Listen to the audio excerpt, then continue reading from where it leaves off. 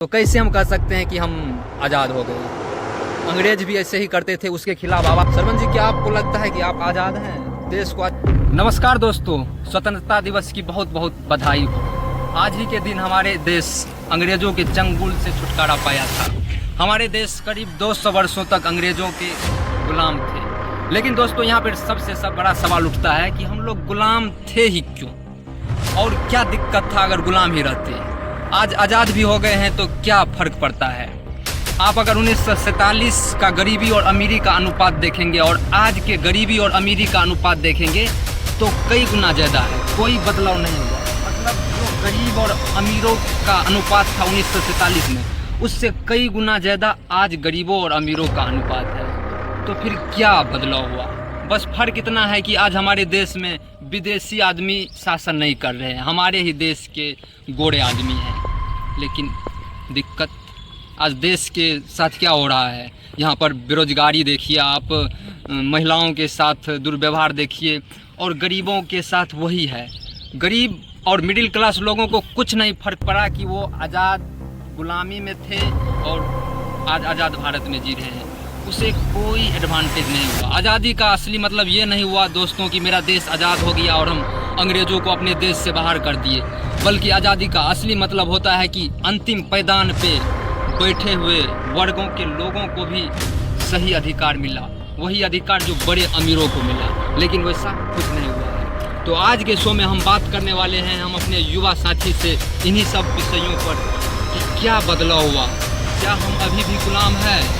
ये बात अलग है कि हम अंग्रेज़ों के विदेशी शासकों के गुलाम नहीं हैं, लेकिन हमारे ही लोग हमको गुलाम करके रखे हुए हैं। तो क्या हम इससे कैसे छुटकारा पा सकते हैं? इसके लिए दोस्तों हम सबके मानसिकता को बदलनी होगी, क्योंकि अगर हम अपने आप को नहीं जान पाएंगे, अपनी सोच को नहीं बदल पाएंगे, तो फिर हम अपने देश को नहीं बदल पाएंगे। तो दोस्तों, आज के जो हमारे मेहमान हैं जिसके साथ हम बातचीत करने वाले हैं, वो हमारे युवा साथी हैं।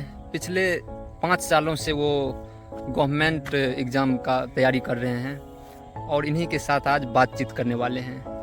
तो बहुत बहुत धन्यवाद सरवन जी हमारे साथ बातचीत करने के लिए। जी नमस्कार। कैसे हैं? अच्छे हैं, बहुत अच्छे हैं। और आप कैसे हैं? हम भी बहुत अच्छे हैं। सरवन जी, क्या आपको लगता है कि आप आज़ाद हैं? देश को आज़ाद होते हुए 79 साल हो गया, लेकिन अभी भी आपको लगता है आप आज़ाद हैं? देखिए, अभी का जो समय चल रहा है तो हम उसे पूर्ण रूपेण ये नहीं कह सकते हैं कि हम आज़ाद हो गए हैं या आज़ादी में हम जी रहे हैं। आज मुझे सिर्फ इस बात की आज़ादी मिली है कि हम जब मन जहाँ तहाँ जा सकते हैं, अपने मन से कुछ खा सकते हैं, सो सकते हैं, नहा सकते हैं।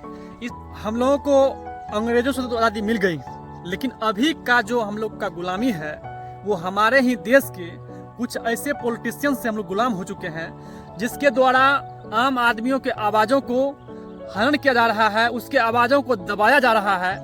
कहीं न कहीं इस तरह से लोकतंत्र में यदि लोकतंत्र की आवाज़ों को दबाया जा रहा है तो समझ लीजिए कि लोकतंत्र में यदि किसी की आवाज़ को लगातार दबाया जाएगा तो लोकतंत्र संविधान नहीं बचेगा।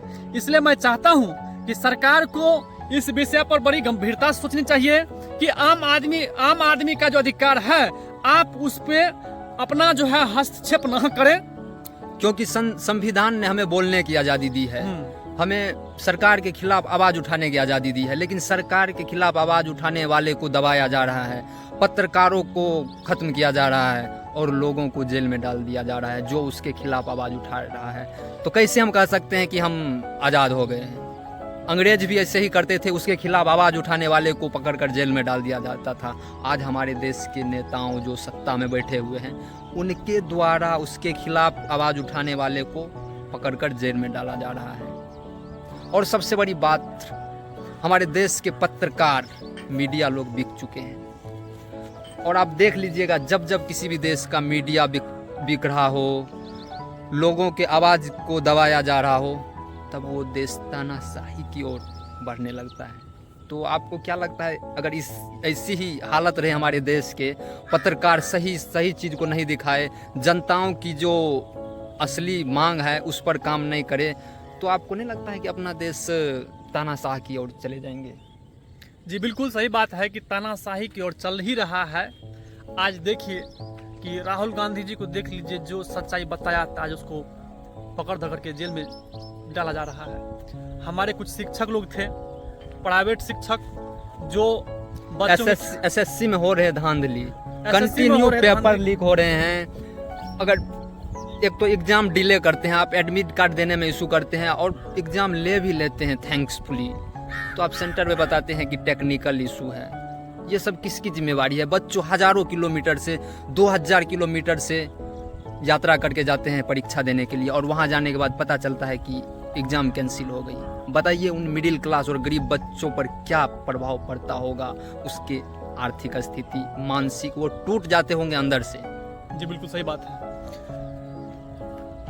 दोस्तों, कोई भी देश लोकतंत्र से तानाशाही की ओर बढ़ रहा है, इसका पहचान आप थोड़ा सा नोटिस, थोड़ा सा ऑब्जर्व करके कर सकते हैं। पहली बात तो हमारे देश की पत्रकार जो है वो बिक चुकी है सत्ता के हाथों, और दूसरी बात जितने भी संवैधानिक संस्थान हैं, चाहे वो इलेक्शन कमीशन हो और चाहे ईडी हो, चाहे सीबीआई हो, सब सत्ता के लिए काम कर रहे हैं। आप 7 अगस्त 2025 को राहुल गांधी ने कर्नाटका के महादेवापुरा के करीब 1,225,000 फर्जी वोटर को पकड़े, वो भी प्रूफ के साथ प्रेस कॉन्फ्रेंस में दिखाए। लेकिन उस चीज़ का रिप्लाई अभी तक बीजेपी गवर्नमेंट या बीजेपी के जितने भी बड़े बड़े नेता हैं, चाहे मोदी हो चाहे अमित शाह जी हो, उन्होंने कोई जवाब नहीं दिया है। बिल्कुल चुप्पी साधी हुई है। मेरे तरह जैसे मैं चुप्पी सधा हुआ हूँ और ये भाई साहब बोल रहे हैं, इसी तरह सरकार भी चुपचाप, ऐसे जैसे मैं भी खड़ा था, चुपचाप देख रहे हैं, सुन रहे हैं, लेकिन कुछ कह नहीं रहे हैं। बच्चों के साथ अन्याय हो रहे हैं, बच्चे प्रोटेस्ट कर रहे हैं और पुलिस के द्वारा उस पर डंडा दिया जा रहा है। हम तो वीडियो देखने के बाद हमें ऐसा लग रहा था कि शायद हम 1920 में जी रहे हैं, भारत छोड़ो आंदोलन के दौरान, जब अंग्रेज लोग भारतीयों को मार मार के जेल में डाल रहे थे, उसके खिलाफ आवाज़ उठाने वाले को।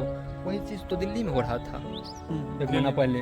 हमारे बच्चों अपने अधिकार के हक के लिए सरकार से मांग कर रही है, और सत्ता में बैठे सरकार के पुलिस वाले उन सबको पकड़ पकड़ कर बस में डाल रहे हैं। तो क्या हम आज़ाद हैं? वाकई में हम पूछ रहे हैं आप लोगों से दोस्तों, क्या आप आज़ाद हैं? क्या आप आज़ाद हैं? नहीं, ऐसा तो नहीं है। आज़ादी का ये मतलब नहीं है जिस तरह से आज़ादी का मतलब ये सत्ता में बैठे हुए बीजेपी के नेताओं ये सब मिलकर जो कर रहे हैं, ये कहीं से ठीक नहीं है, और आने वाले समय के लिए तो बिल्कुल भी ठीक नहीं है। ठीक है, धन्यवाद। बहुत बहुत धन्यवाद दोस्तों। आप लोग अपनी राय कमेंट में ज़रूर बताइए, क्योंकि आप लोग ही देश के भविष्य हैं। बहुत बहुत धन्यवाद।